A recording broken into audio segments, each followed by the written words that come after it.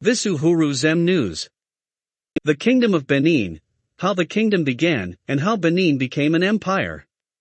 Introduction. The Kingdom of Benin began in the 900s when the Edo people settled in the rainforests of West Africa.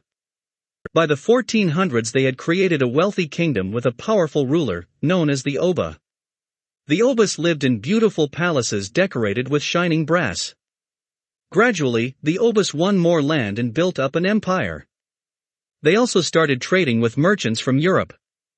For 200 years Benin was very successful, but in the 1600s the Obas started to lose control of their people.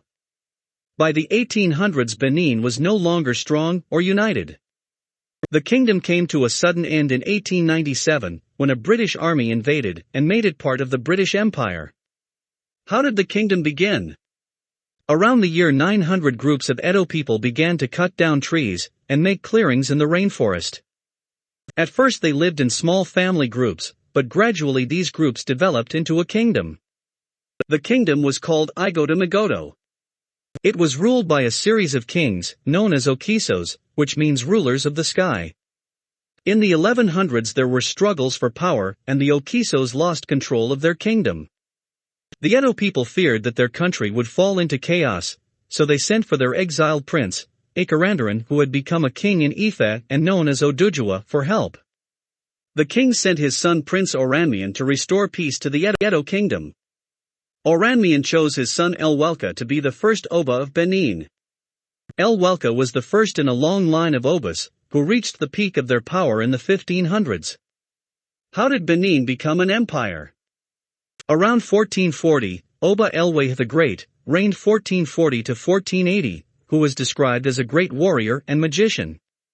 He established a hereditary succession to the throne and vastly expanded the territory of the Benin Kingdom, which by the mid-16th century extended from the Niger River Delta in the east to what is now Lagos in the west.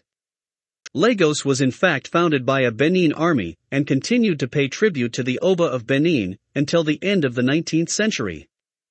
Oba Elweh the Great also rebuilt the capital, present-day Benin City, endowing it with great walls and moats. The Oba became the supreme political, judicial, economic, and spiritual leader of his people, and he and his ancestors eventually became the object of state cults. Oba Elweh the Great was succeeded by a line of strong Obas, chief of whom were Ozoliwa the Conqueror, 1481 to 1504, the son of Oba Elweh the Great, and Oba Eseki, the son of Oba Ozoliwa, who enjoyed good relations with the Portuguese and sent ambassadors to their king. Under these Obas Benin became a highly organized state. Its numerous craftsmen were organized into guilds, and the kingdom became famous for its ivory and wood carvers. Its brass smiths and bronze casters excelled at making naturalistic heads, bas-reliefs, and other sculptures. From the 15th through the 18th century Benin carried on an active trade in ivory, palm oil, and pepper with Portuguese and Dutch traders, for whom it served as a link with tribes in the interior of Western Africa. It also profited greatly from the slave trade. But during the 18th and early 19th centuries the kingdom was weakened by violent succession struggles between members of the royal dynasty, some of which erupted into civil wars. The weaker Obas sequestered themselves in their palaces, and took refuge in the rituals of divine kingship while indiscriminately granting aristocratic titles to an expanding class of non-productive nobles. How did the kingdom end? By the 1800s the Kingdom of Benin began to lose power, and the Obas struggled to rule their people.